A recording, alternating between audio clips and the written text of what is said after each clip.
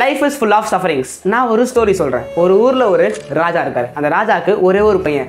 ராஜாவை பொறுத்த வரைக்கும் அவர் பையன் வந்து எதுக்குமே கஷ்டப்படக்கூடாது, எல்லாமே ஈஸியாக கிடைக்கணும்னு சொல்லி அந்த பையனுக்கு அவன் கோட்டையிலேயே வந்து எல்லாமே கிடைக்கும். சாப்பாடாக இருக்கட்டும், ட்ரெஸ்ஸாக இருக்கட்டும், அவன் விளையாடுறதுக்கு பொருட்கள் எல்லாமே வந்து ரொம்ப ரொம்ப ஈஸியாக கிடைச்சிட்டே இருந்துச்சு. பட் ஒரு லெவலில் வந்து அந்த பையனுக்கே போர் அடிச்சுது.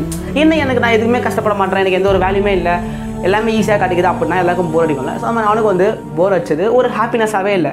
அண்ட் ஸோ ஃபர்ஸ்ட் டைம் அந்த பையன் அந்த கோட்டையை விட்டு வெளியே வரான். ஊருக்கு வந்து பார்த்தா தெரியுது, ஊரில் நிறைய பேர் வந்து சாப்பிட்றதுக்கு கஷ்டப்படுறாங்க, ஒரு நல்ல ட்ரெஸ் இல்லாமல் கஷ்டப்படுறாங்க, தூங்குறதுக்கு இடம் இல்லாமல் ரோட்டில் தூங்குறாங்க அப்படின்னு நிறைய பேரை பார்க்குறான். பட் அவங்ககிட்ட ஒன்று நோட்டீஸ் பண்ணுறான், அவங்க எல்லாரும் ஹாப்பியாக இருக்காங்க. சரி நம்ம இந்த லைஃப்பை ட்ரை பண்ணலாம் அப்படின்னு சொல்லி அந்த பையன் 49 நாளைக்கு வந்து ஒழுங்கான ட்ரெஸ் இல்லாமல், வேலைக்கு சாப்பாடு இல்லாமல், பிச்சை எடுத்து தான் சாப்பிட்டுட்டு 49 நாள் இருந்து பார்க்குறான்.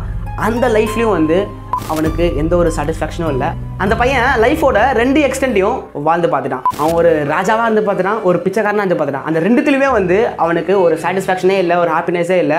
அவன் எல்லாத்துக்குமே கஷ்டப்பட்டு தான் இருந்தான். அந்த பையன் வேற யாரும் இல்லை, நம்ம எல்லாருக்கும் தெரிஞ்ச கௌதம புத்தா. நம்மளும் அதே மாதிரி தான். இப்போது நம்மக்கிட்ட நிறைய காசு இருந்துச்சுன்னா அது எப்படா சேவ் பண்ணுறது அப்படின்னு சொல்லி கஷ்டப்படுவோம். இதே காசே இல்லைனா எப்போ தான் நம்மக்கிட்ட காசு வரும் அப்படின்னு சொல்லி அதுக்கு கஷ்டப்படுவோம், அதுக்கு சஃபர் பண்ணுவோம். So life is full of sufferings.